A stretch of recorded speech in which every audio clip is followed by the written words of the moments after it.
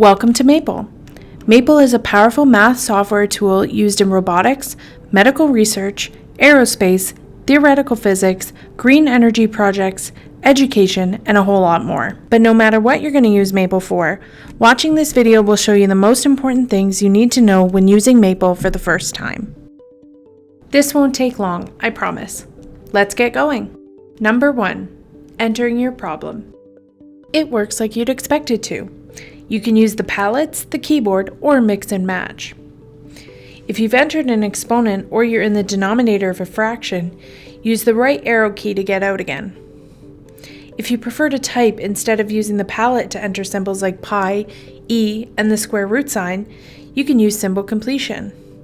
Type the start of the name and then press the escape key to bring up the symbol completion list. Sometimes, entering your problem is all you need to do. Hit enter and you get your answer. Number 2. Using the context menus. Often, you'll want to do something more to your expression. The key point to remember is this. The context panel is your friend.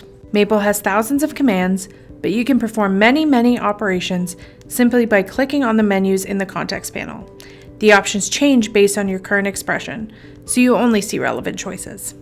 With the context panel, you can solve equations, find determinants, fit data to a curve, ask for a decimal approximation, simplify expressions, change units, format numbers, create plots, change plots, and a whole lot more. I could keep going, but I'm trying to keep this short.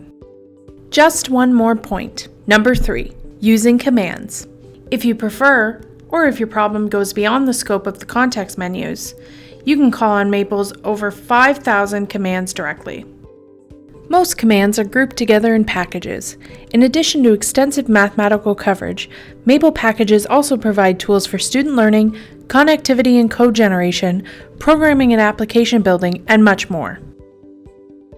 You can call package commands using their long name, or you can load the package first using the with command. After that, you can use the short names for all the commands in that package. Okay, I'm done now.